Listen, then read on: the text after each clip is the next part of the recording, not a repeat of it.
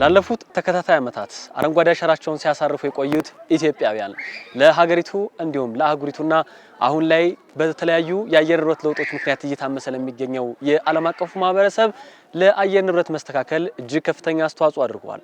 ይህ የኢትዮጵያውያን ተግባር ዛሬ ደግሞ በተለያዩ ሀገራት ለሚገኙ የኢትዮጵያ የዲያስፖራ ማህበረሰብ አባላት ተነሳሽነትን የፈጠረው ሆኗል። እዚህ በመንገኝበት እንጦጦ ፓርክ ደግሞ እነዚህ የዲያስፖራ አባላት በዛሬው ዕለት አረንጓዴ አሻራቸውን አኑረዋል። በሙቀት ብዙ ዓለማት ችግር ውስጥ ያለበት ጊዜ ነው።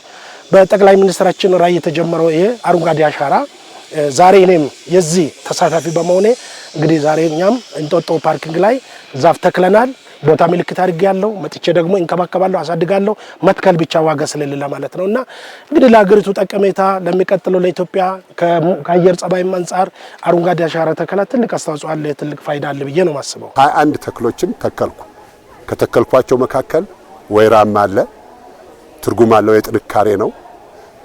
ዝግባም አለ፣ ተነስቶ ለሌሎች የሚጠልል ነው። አረንጓዴ አሻራ እርግጥ ነው ለኢትዮጵያውያን በተፈጥሮ የታደሉትን አቅም የማበልጸጊያ ያክል ቢሆንም በተለያዩ የዓለም ክፍል ለሚገኙ ዲያስፖራዎች ግን አሁን ላይ የኖሩት የሚገኝ እውነታ እየተጎዱ ያለውን ለማከም የሚያደርጉት ጥረት ሆኖ ተመልክተናል። እነዚህ የዲያስፖራ አባላት ደግሞ እዚህ ተገኝተው አረንጓዴ አሻራቸውን በማሳረፋቸው ይህንን የተከላከሉ አይነት ስሜት ፈጥሮባቸዋል።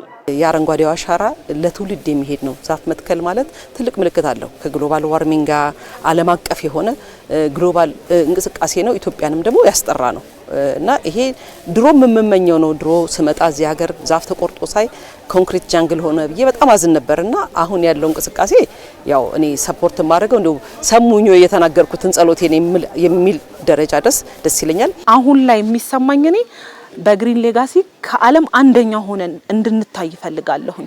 እኔ ዛሬ አሻራዬን ሳሳርፍ በግሪን ሌጋሲ በጣም ነው ደስ ያለኝ ስለ ይሄ ዛፍ በኔ ስም በኔ እጅ የተተከለ በኔ ስም የሚያድግ ዛፍ ነው።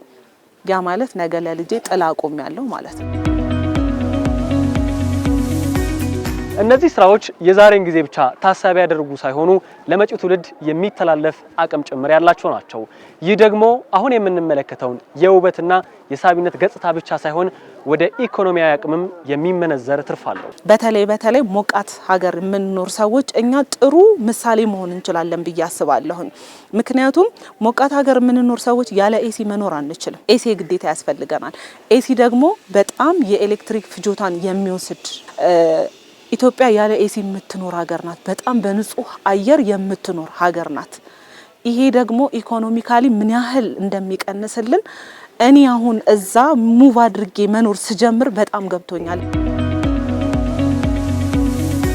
እንደዚህ አይነቱ ካምፔን ችግኞች በመትከል የራስን አሻራ ከማኖር በተጨማሪ የአካባቢ ጥበቃ ጉዳይ የእውነት ነው፣ ሁላችንንም የሚያሳስበን ነው።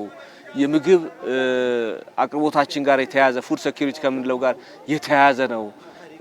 ስለሆነም ይህን በጋራ መከላከል አለብን የሚለውን ግንዛቤ የሚጨምር ነው። ዲያስፖራው በሚኖርበት ሀገር ባለበት ሆኖ ኢትዮጵያ ውስጥ ላለ የአካባቢ ጥበቃ ስራ የበኩሉን ማድረግ ይችላል።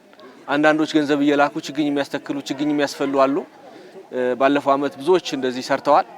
አሁንም በዚህ አመትም እየሰሩ ያሉ አሉ። እነዚህ ደግሞ በዚህ አጋጣሚ እዚህ በአካል ስለተገኙ በአካል ጭምር እያደረጉ ነው ያሉት ማለት ነው።